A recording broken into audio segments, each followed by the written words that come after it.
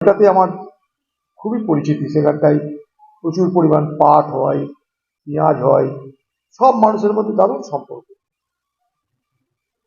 ধরুন রাস্তা দিয়ে যে কোনো মিছিল যেতে পারে, যে কোনো শোভাযাত্রা যেতে পারে, সে পার্টির হতে পারে, ধর্মীয় হতে পারে, ব্যবসাদার হতে পারে, যে কোনোই হতে পারে।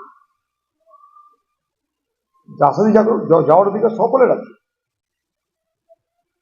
সেখানটায় তৃণমূলের নেতাদের ভিড় দেখে তাড়াতাড়ি রাস্তা খালি হচ্ছে না কেন, সেই প্রশ্নে তারা উত্তেজিত হয়ে যায় এবং তারা মনে করে যে তারা যখন রাস্তায় হাঁটবে, রাস্তায় চলবে, তখন রাস্তার উপর থেকে বাকি যা মানুষ আছে তাদেরকে সরে দিতে হবে, অর্থাৎ রাস্তা ফাঁকা করে দেবে। কারণ তারা বাংলার শাসক, তারা বাংলার শাসক বলে রাস্তা ফাঁকা থাকবে, সে রাস্তা যাতায়াতের কোনো অসুবিধা যাতে না হয়। আর অসুবিধা হলে কি হবে? গুলি চলবে। তৃণমূলের নেতাদের ছোট বড় মাঝারি সকলের কাছে এত সহজলভ্য আধুনিক অস্ত্র কিভাবে তারা ধারণ করে নিয়ে চলেছে, এটা তার জলযন্ত্রের ধারণ। মানে গাড়িতে চলছে কিন্তু তাদের সকলের কাছে আর্মস। একটু রাস্তা সরতে দেরি হয়েছে, ভিড় সরতে দেরি হয়েছে, তাই তাদের মনে হয়েছে তাদেরকে অপমান করা হয়েছে। অপমানের জবাব কি? গুলি। ভাগ্য ভালো ছেলেটা এখনো বেঁচে আছে।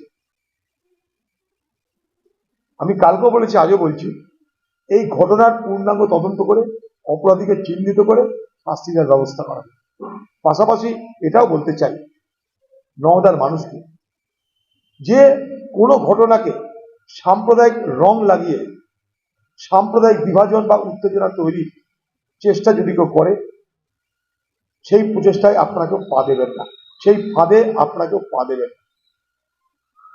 এটা একটা অপরাধ, গুলি চালানো অপরাধ।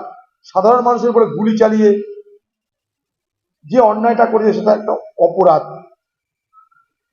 সেই অপরাধের যিনি নায়ক বা যারা সেই অপরাধের সঙ্গে জড়িত, তাদের বিরুদ্ধে পুলিশের কঠোর পদক্ষেপ হওয়া দরকার এবং অপরাধীদের গ্রেপ্তার করা দরকার।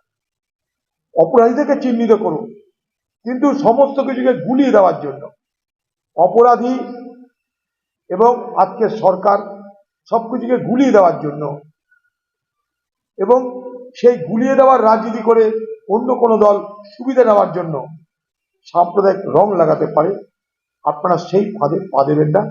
এটাই আপনাদের কাছে অনুরোধ।